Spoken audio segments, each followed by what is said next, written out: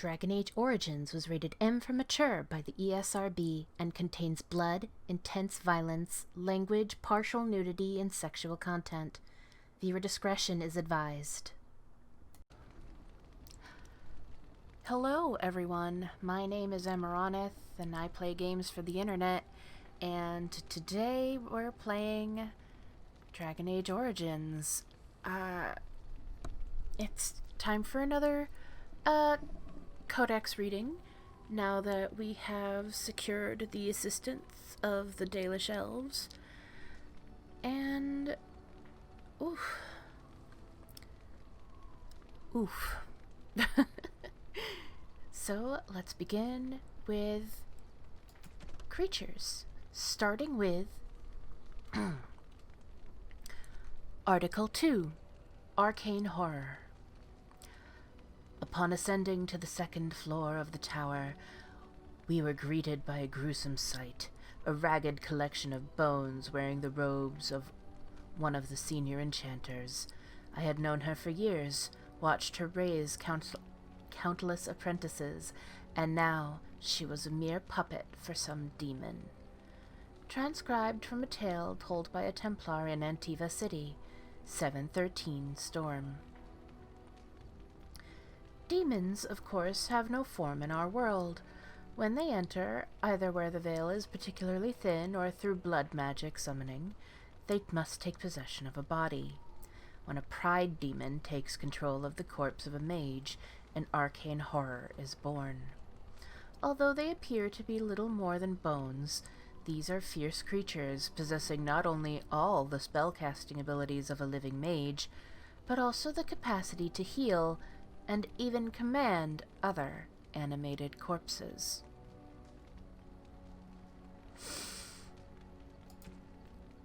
Article 11. Dragon. Dragons. Female dragons take much longer to mature than their male counterparts. They, too, undergo a metamorphosis of sorts at adulthood. But while males lose the use of their forepaws, females actually grow a third set of limbs specifically to serve as wings. Young females travel great distances looking for a suitable nesting site. Because of their nomadic habits, these are the dragons most frequently encountered by man.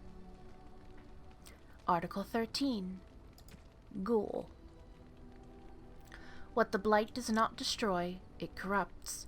Any creature infected with the darkspawn taint that does not have the good fortune to die outright becomes a ghoul, a twisted shadow of itself. The name originally comes from men, whether human, dwarven, or elven, who became tainted, usually while being held as a captive food source by the darkspawn. They would turn cannibal, preying on other captives, slaves to the will of the archdemon, driven mad by pain. During a blight, the corruption of the darkspawn spreads through the wilder areas of Thedas and infects the animals found there. This produces grotesque enraged bears, called bearscarn, as well as blight wolves. Fortunately, ghouls rarely survive their corruption for long. Article 26. Skeleton. The demons of the Fade are jealous of the living beings they sense from across the veil. They constantly push against the boundaries of the Fade, and when they finally cross over, they attempt to possess the first living creature they see. They are unable, however, to distinguish that which was once living from that which still is. In fact, a corpse provides an even more tempting target to a weaker demon, as it has no will with which to resist the possession. The demon cannot rationalize why this is so. It only sees a target and grasps at the opportunity. A skeleton is exactly that, a corpse animated by a possessing demon. Upon finding itself trapped within a body that cannot sustain it, the demon is driven insane. It seeks to destroy any life that it encounters, attacking without thought to its own welfare. The exact names given to skeletons of this type vary according to the nature of the demon that possesses it. A fanged demon is a fanged skeleton is a skeleton possessed by a hunger demon. These skeletons devour whatever life they encounter and often possess the ability to drain life energy and mana from their victims.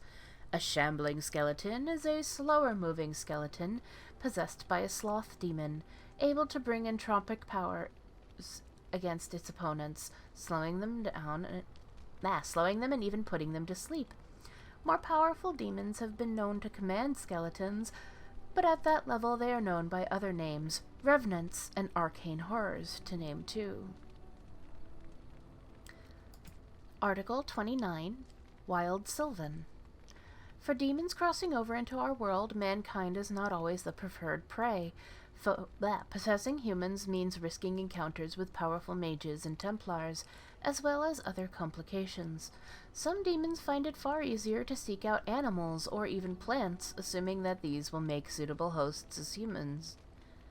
Will make as suitable a host as a human.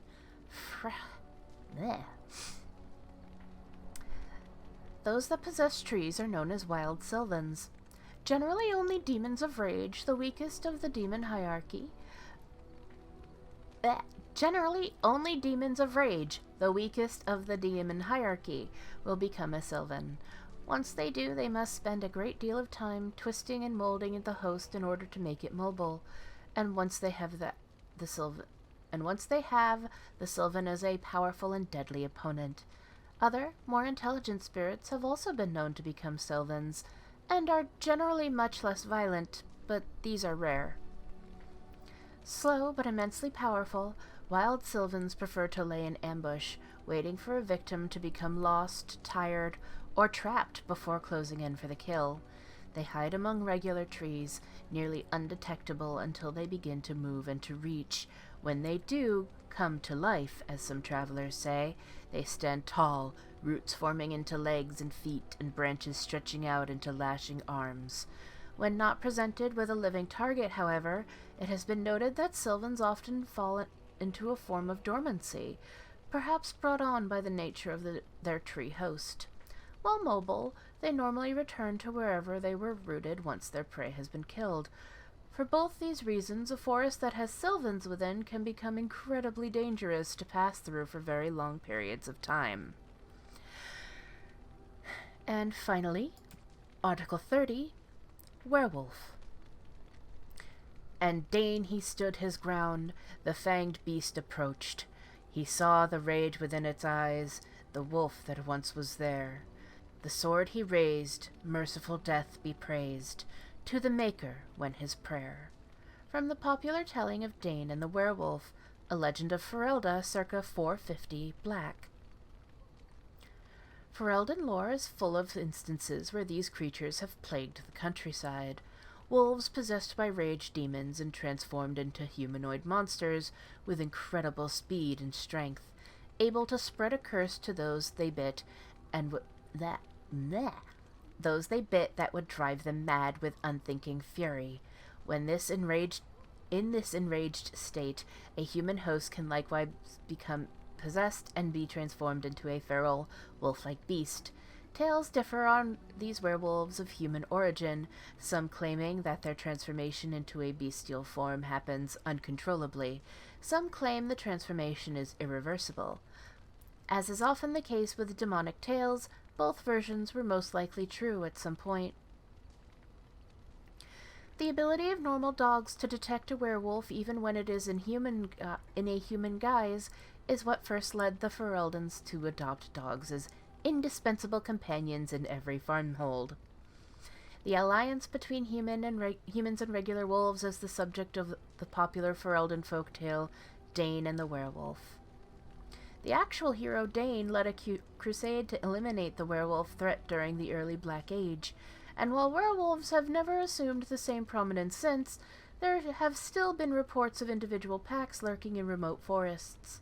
In recent years, some have even been reported to have developed an uncanny willpower and intelligence, though why this is so is still unknown.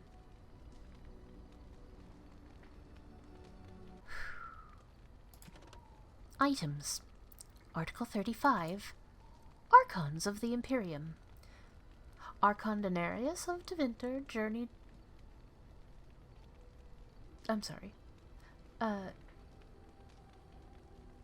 Darinius.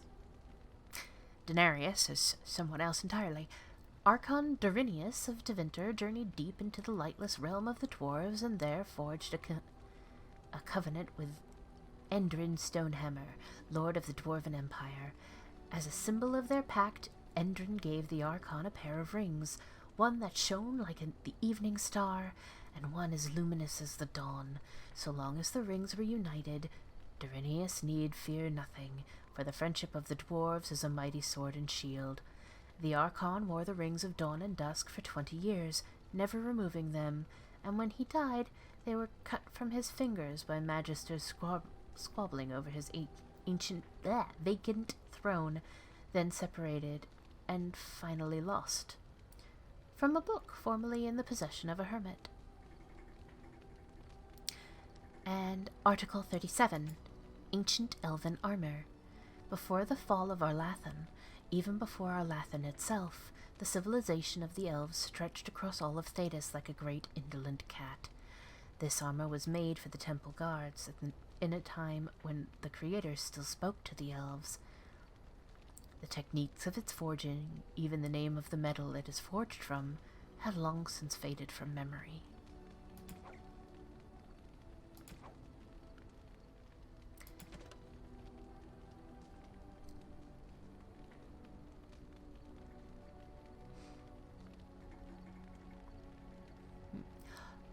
Magic and Religion. Article 52. Andruil, Goddess of the Hunt. Hear me, sons and daughters of the people. I am Sister of the Moon, Mother of Hares, Lady of the Hunt, Andruil. Remember my teachings, remember the Tanadhal, the way of the three trees that I have given you. Virasan, the way of the arrow. Be swift and silent, strike true, do not waver, and let not your prey suffer. That is my way. Virborasan, the way of the bow. As the sapling bends, so must you. In yielding find resilience, in pliancy find strength. That is my way. Vir Adhalen, the way of the wood. Receive the gifts of the hunt with mindfulness. Respect the sacrifice of my children. Know that your passing shall nourish them in turn. That is my way. Remember the ways of the hunter, and I shall be with you. From the charge of Andruil, Goddess of the Hunt. Article 53. Dirthamen, Keeper of Secrets. The twins Falon'Din and Dirthamen are the eldest children of Elgar'nan, and Elgar'nan the Allfather, and Mythal the Protector. The brothers were inseparable from the moment of their conception, known for their great love for each other. That is why we often speak of Falon'Din in one breath and Dirthamen in the next, for they cannot bear to be apart, not even in our tales. When the world was young, the gods often walked the earth, and Falon'Din and Dirthamen were no exception. Both were delighted by the many wonders of our earth. They played with the animals, whispered to the trees, and bathed in the lakes and streams. Their days were filled with bliss, and they did not know sorrow. Then one day, while passing through the forest, Falon'Din and Dirthamen came across an old and sickly deer resting beneath a tree. "Why do you sit so still, little sister?" asked Falon'Din. "Play with us," said Dirthamen. "Alas," spoke the deer, "I cannot. I am old, and although I wish to go to my rest, my legs can no longer carry me." Taking pity on the deer, Falon'Din gathered her up in his arms and carried her to her rest beyond the vale. Dirthamen tried to follow them, but the shifting grey paths beyond the vale would not let him. Separated for the first time from Falon'Din, Dirthamen wandered aimlessly until he came across two ravens. "You are lost, and soon you will fade," the raven named Fear said to Dirthamen. "Your brother has abandoned you. He no longer loves you," said the other, named Deceit. "I am not lost, and Falon'Din has not abandoned me," replied Dirthamen. He subdued the ravens and bade them to carry him to Falon'Din. This they did, for they had been defeated, and were now bound to Dirthamen's service. When Dirthamen found Falon'Din, he also found the deer, who was once again light on her feet, for her spirit was released from her weakened body. Both Falon'Din and Dirthamen rejoiced to see this. Falon'Din vowed that he would remain to carry all the dead to their place beyond, just as he did the deer, and Dirthamen stayed with him, for the twins cannot bear to be apart. From the story of Falon'Din and Dirthamen, as told by Gisharel, keeper of the Vallaslin clan of the Dalish Elves.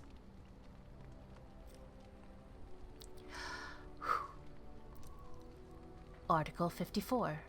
Elgar'nan, God of Vengeance.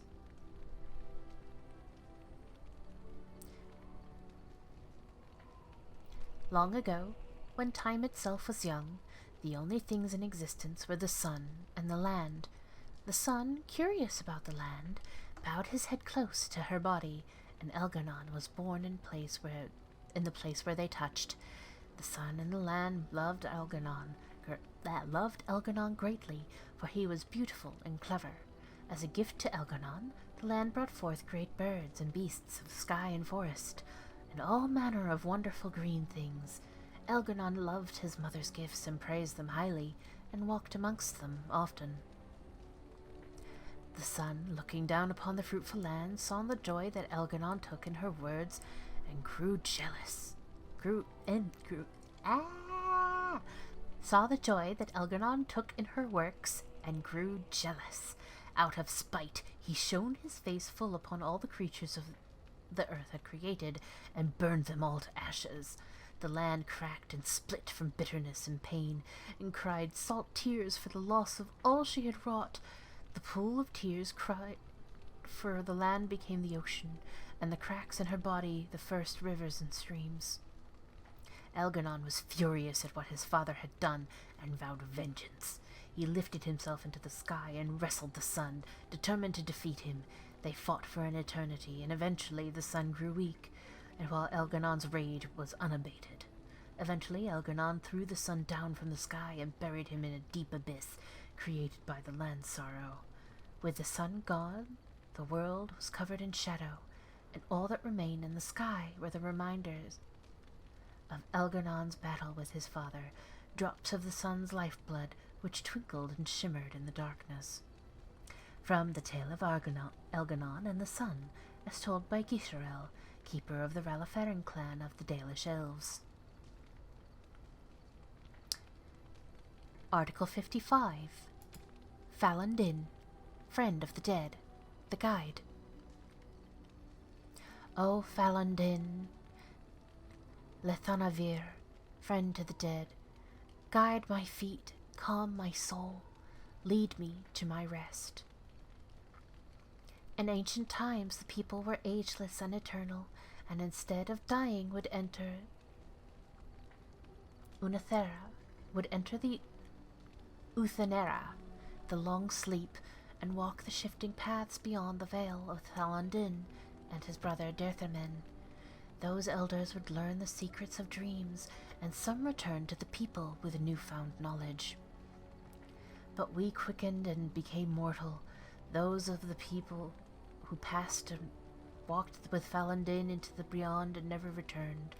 If they took counsel with the Dirthamen on their passage, his wisdom was lost, for it went with them into the beyond also, and never came to the people.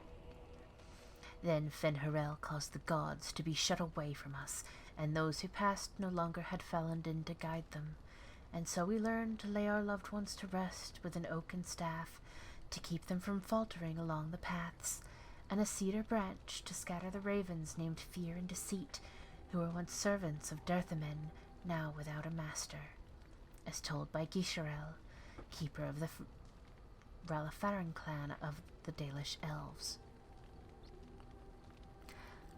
Article 56. Fen'Harel, the Dread Wolf. There is precious little we know about Fen'Harel, for they say he did not care for our people. Elgar'nan and Mythal created the world as we know it. Andruil taught us the ways of the hunter. Sylaise and June gave us fire and crafting, but Fen'Harel kept to himself and plotted the betrayal of all the gods. And after the destruction of Arlathan, when the gods could no longer hear our prayers, it is said that Fen'Harel spent centuries in a far corner of the earth, giggling madly and hugging himself in glee. The legends say that before the fall of Arlathan, the gods we know and revere fought an endless war with others of their kind. There is not a Haren among us who remembers these others. Only in dreams do we hear whispered the names of Elgar'nan and Daernthal and Anaris, for they are the forgotten ones, the gods of terror and malice, spite and pestilence. In ancient times, only Fen'Harel could walk without fear among both our gods and the forgotten ones. For although he is kin to the gods of the people, the forgotten ones knew of his cunning ways and saw him as one of their own. And that is how Fen'Harel tricked them. Our gods saw him as brother, and they trusted him when he said that they must keep to the heavens while he arranged a truce. And the forgotten ones trusted him also when he said he would arrange for the defeat of our gods, if only the forgotten ones would return to the abyss for a time. They trusted Fen'Harel, and they were all of them betrayed, and Fen'Harel sealed them away, so they could never again walk among the people. From the tale of Fen'Harel's triumph, as told by Gisharel, keeper of the Vallaslin clan of the Dalish Elves.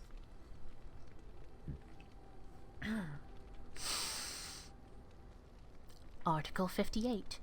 June, the god of craft. God of the craft. We dedicate all our crafts to June, for it is he who taught the people to bend the branches of trees to make our bows, and to fashion coverings of fur and iron bark. Without June, would we have the Aravel or the harnesses for our Hala? When the people were young, we wandered the forests without purpose. We drank from streams and ate the berries and nuts that we would find. We did not hunt, for we had no bows. We wore nothing, for we had no knowledge of spinning or needlecraft. We shivered in the cold nights and went hungry through the winters, when all the world was covered in ice and snow. Then Sylaise the Hearthkeeper came and gave us fire, and taught us how to feed it with wood.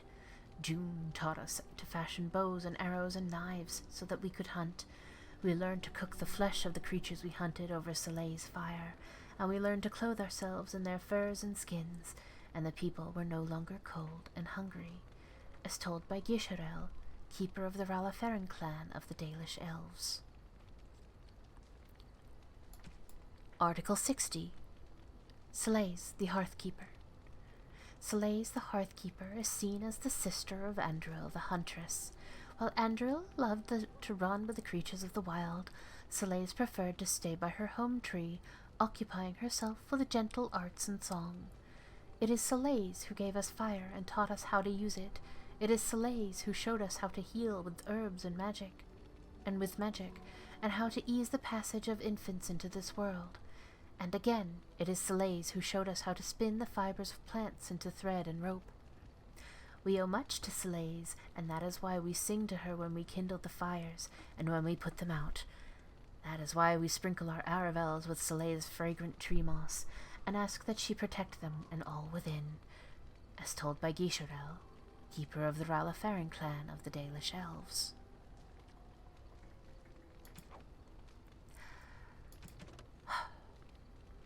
Culture and History. Article 95.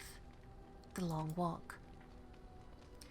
When our people left Tevinter, we had nothing except the knowledge that for the first time in countless centuries, we were free. It was Shartan's dream that one day we would have our own homeland, where we would live as we chose. After the long struggle that claimed the lives of many, even Shartan himself, we were granted the Dales, and though the Dales were to the south of the land of Orlais, and a long way off from Tevinter, it mattered little. We were going home, and so we walked. We called our journey the Long Walk, for that was what it was. We walked with what little we had on our backs. Some walked without shoes, for they had none.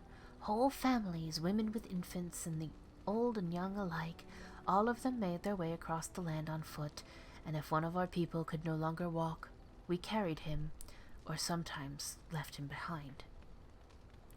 Many perished along the way, some died of exhaustion, others simply gave up and fell by the wayside. A great number was set upon by human bandits, even though we had few possessions. Along the way, a growing number began to bemoan the decision to leave Tevinter. At least in Tevinter, they said, we had food and water and shelter. What do we have here? Nothing but the open sky and the prospect of the never-ending road ahead. Some turned back toward Tevinter, but most of us continued walking. And the gods rewarded those of us who did not waver by bringing us to the Dales. Our people called the new city Halam-Sharal, the end of the journey. And for a time, it was home. As told by Gisharel, keeper of the Ralaferan clan of the Dalish Elves.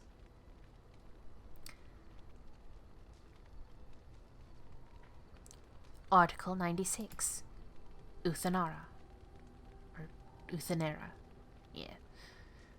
To the ancient elves who existed during the time of the Arlathan, Uthenera was an act of reverence. Elves did not age. They were not immortal, but they did not suffer from deterioration of mind or body. They suffered only from a deterioration of the spirit. It did not happen often, but the oldest of the elves were said to reach a point where they became weary of life.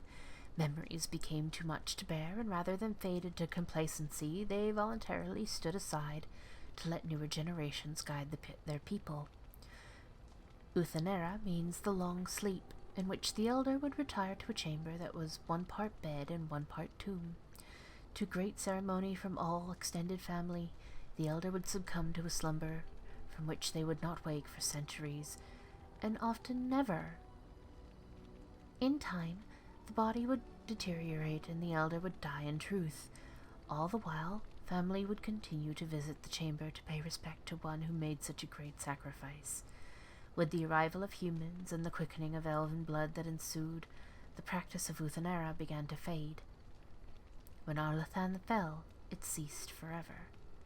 From What Has Passed by Andruil, Lord of Halam-Sharal, 2-7, Glory.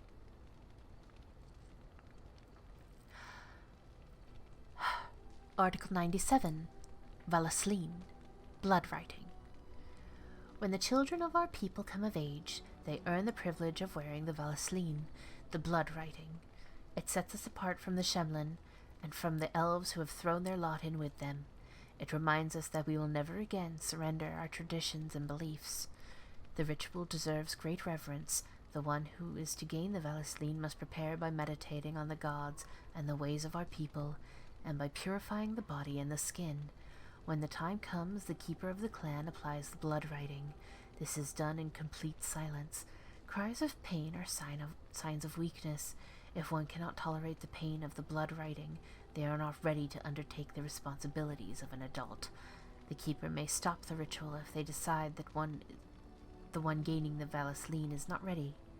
There is no shame in this, for all children are different, and our ancestors once took centuries to come of age. As told by Gisharel, keeper of the Ralaferan clan of the Dalish Elves. Characters.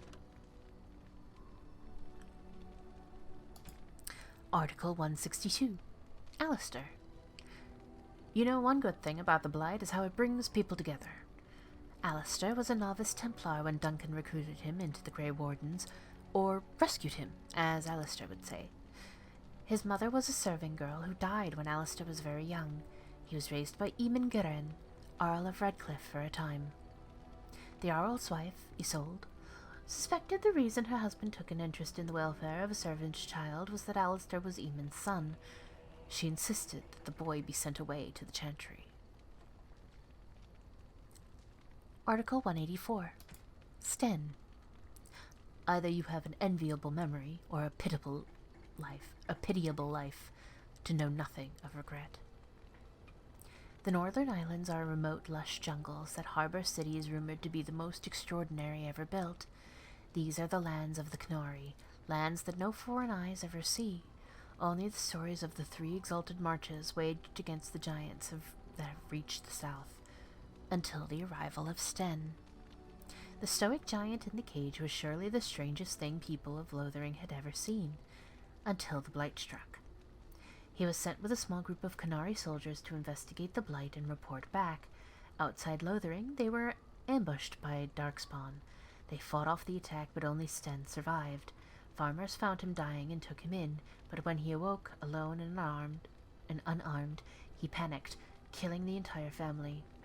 Realizing he had sacrificed his honor, Sten waited for the villagers to come and surrendered, expecting death. Article 188. Keeper Zathrian. Even with all our magic and skill, we only delay the inevitable. In Arlathven, it is common for all the Haran to hold a private council while their respective clans are still settling in. These meetings inevitably last well into the next day and end with furious shouting, such that many say that the true reason all the clans go their separate ways is that no 2 Haran can stand each other. Zathrian is nothing at all like Keeper Marathari, but this is to be expected. He is older, more severe, and his clan is facing a much more terrible enemy than the usual Shemlin that plague other clans. Long ago, in retribution for an attack against his clan, he unleashed a terrible curse. He summoned a spirit into this world and set it upon the humans who had wronged him. The spirit did not simply slaughter Zathrian's enemies, it transformed them into monstrous beasts. In time, however, the werewolves he had created regained their minds, and they sought out the one responsible for their suffering, turning the curse upon Zathrian's own people. At the urging of the Lady of the Forest, Faria persuaded Zathrian to give up his own life, returning the werewolves to their human forms and saving the elves who had been inflicted with the curse. Article 190. Witherfang. Witherfang is, according to Keeper Zathrian, a wolf. He is no ordinary wolf, however. He is a wolf possessed by a powerful spirit, and the source of a werewolf curse that plagues the Brazilian forest. While Witherfang is hundreds of years old and very powerful in his own right, the only way to end his curse is to cut out his heart and bring it to Zathrian. It appears that Witherfang has 2 sides, as nature does. One is the wolf, savage and male, but the other is the Lady of the Forest, gentle and female. Witherfang is both beast and beauty, terrible and peace-loving. The lady has guided the werewolves of Brazilian forest to come to peace with their nature, as she has. And books and songs. Article 205. Tale of Iloren. In the days after the rising of Zazikel, the Dark Ones covered every corner of the land. The Archdemon drove all the nations of the world before him, Shemlin and Elven alike. In the far north, where the hills wander the plains and the earth is eternally baked beneath the uncaring sun, the lands of which the Shemlin call the Anderfels, a clan of our people lived, struggling to survive the blight. Iloren was their keeper, a hunter in his younger days, crafty as any wolf. He led his people always just ahead of the darkspawn who chased them, but the old hunter knew that even Hala cannot run forever. They must turn and fight, or be run down. At the foot of the Meridian,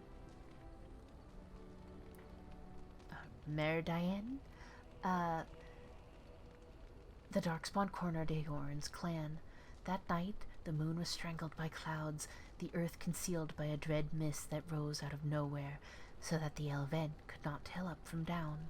In the confusion, the darkspawn attacked.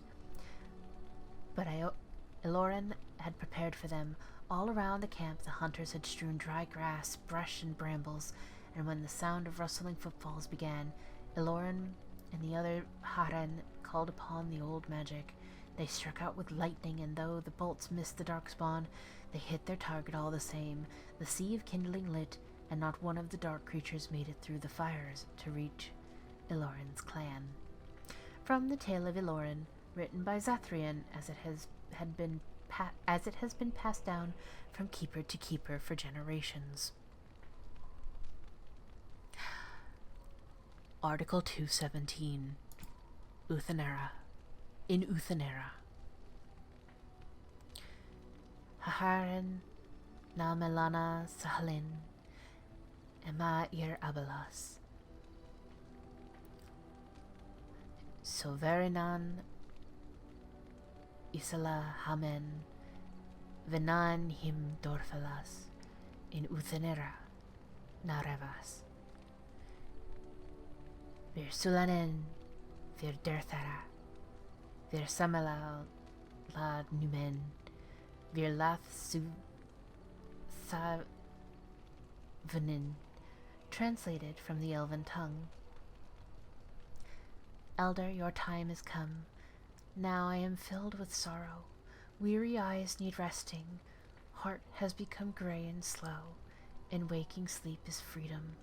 We sing, rejoice. We tell the tales. We laugh and cry. We love one more day. From In Uthenera, traditional Elven song of unknown origin.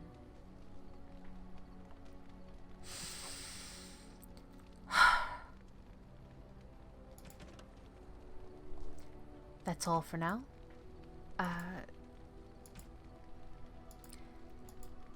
And I hope to see you next time. Bye-bye.